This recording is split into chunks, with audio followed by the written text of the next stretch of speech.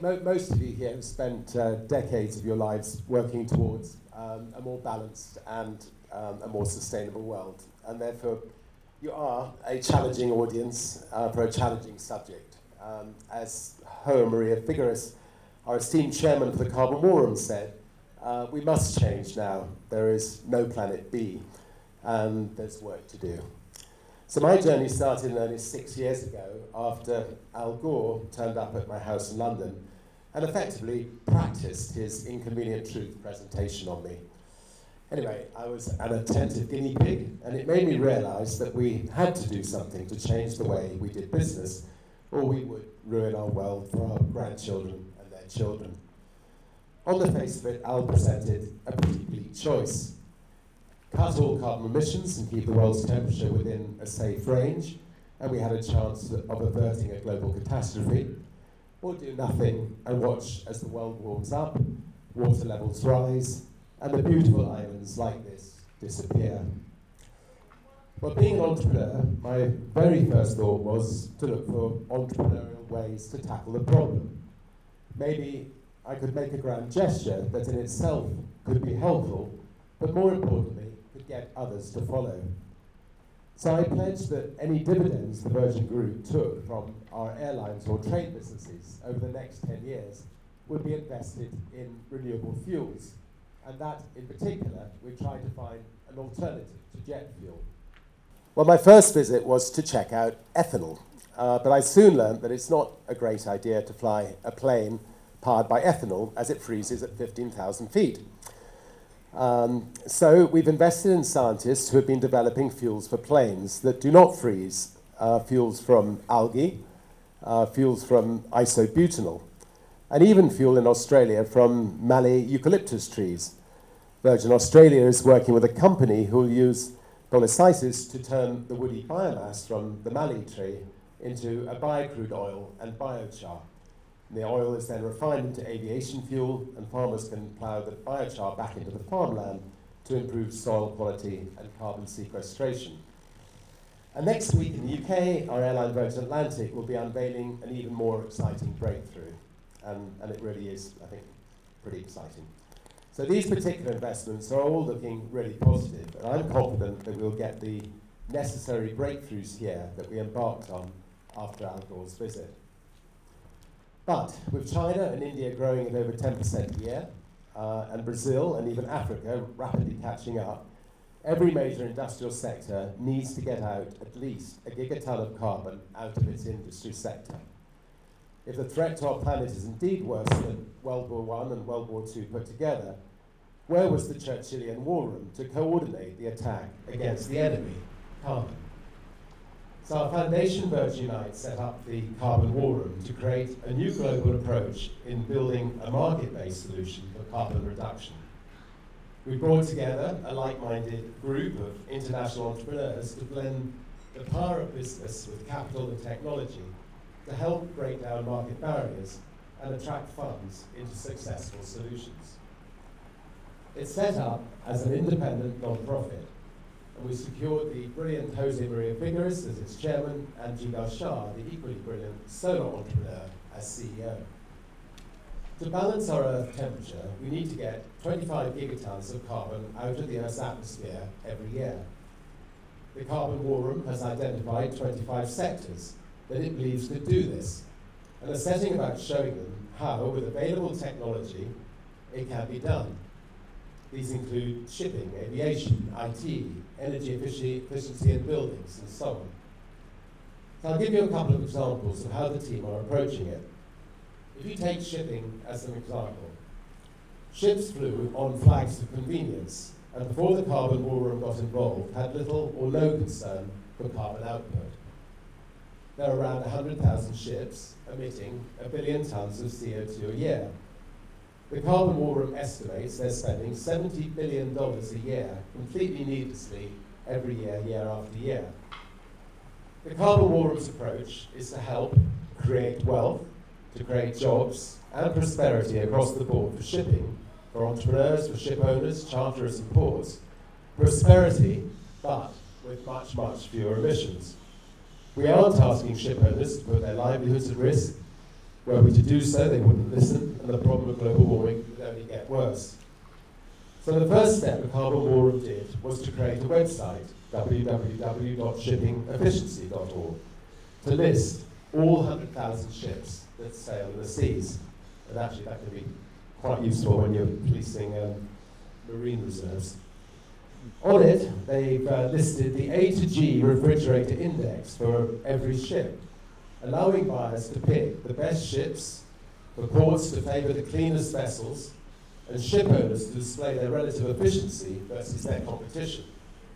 The market has needed that information to work better, increasing the demand for cleaner, retrofitted ships, and making it easier to finance the technology to improve their vessels. Shippers and ports are beginning to take action on these indicators, with large retail chains demanding A or B grade ships to transport their products. Another example, cities. During the Winter Olympics in Vancouver, the Carbon War Room convened a meeting of 30 mayors from some of the largest cities around the world. I actually chaired that with the Mayor of Vancouver to find out what was stopping them from turning their cities green. Over 50% of all carbon worldwide comes from inefficient buildings. The answer they gave us was simple: lack of finance. So our team at the Carbon War Room set out to develop a scheme for cities that would be a massive win-win for everybody, and in particular, the environment. They looked at creating an innovative financing system that, simply put, gave lenders almost watertight security by having the loans for double glazing, solar panels, etc., repaid out of slightly increased property taxes. They tested this idea out in Miami and Sacramento and quickly had $650 million committed from private enterprise to retrofit buildings, which will not only slash energy consumption, but create literally thousands of jobs. I mean, in Miami alone, it's 30,000 jobs. As a result, local governments will follow this lead worldwide. Sorry, as a result, local governments who follow this lead worldwide can now tap private capital to finance renewable energy and efficiency improvements for residential and commercial properties. The owners of these buildings will dramatically reduce their energy bills. Now that this first scheme has been put to bed, there is no reason why every city in the world shouldn't replicate it, creating literally millions of jobs and reducing as much as 5 gigatons of carbon a year, just out of this one relatively simple idea. The Carbon War Room is ready to help roll it out, creating jobs, reducing carbon, and modernising our cities. A win-win situation all round. We do need to keep broadening the debate as arguments continue to rage around the weather patterns and reality of climate change. We're missing the bigger picture that there is no scientific debate about, that every single one of our natural ecosystems is in decline. Part of this shift must be a new perspective on how we value our natural assets and how we change our consumption patterns.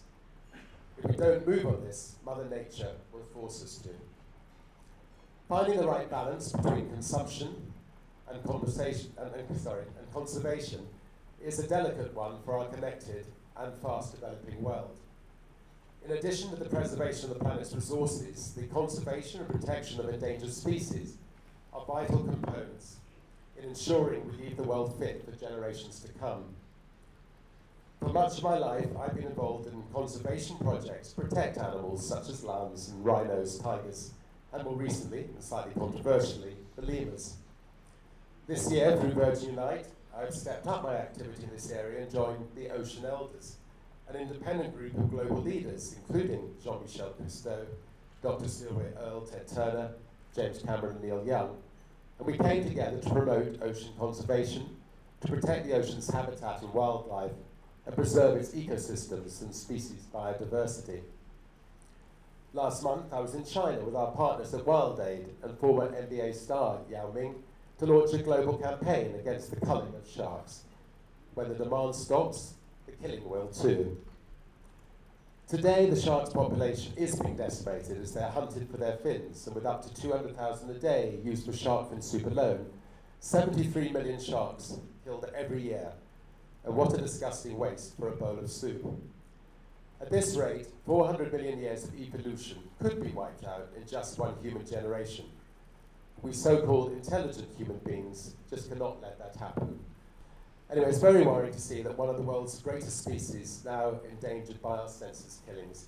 And we have to realize that preserving the diversity of the planet and oceans is crucial to maintaining a healthy world and not upsetting nature's fine balance.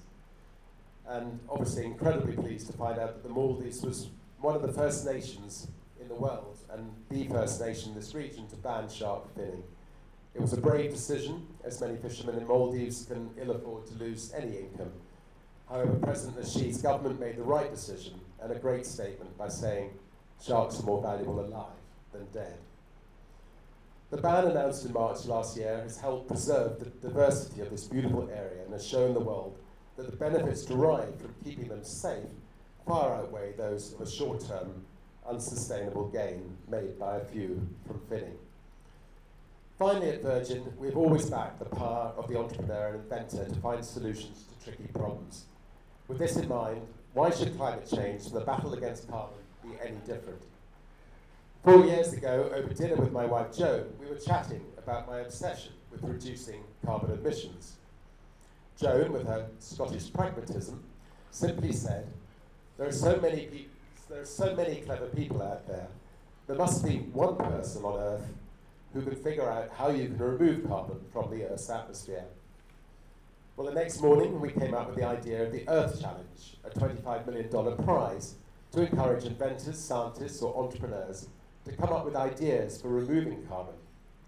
I'd read the book Longitude about the successful prize launched by the British government in 1714 to reward anyone who could come up with a way to measure a ship's longitude, and was inspired by this as we pulled together the prize and launched it with an esteemed group of judges, including James Lovelock, Tim Flannery, Al Gore, James Hansen, and Sir Crispin Tickell.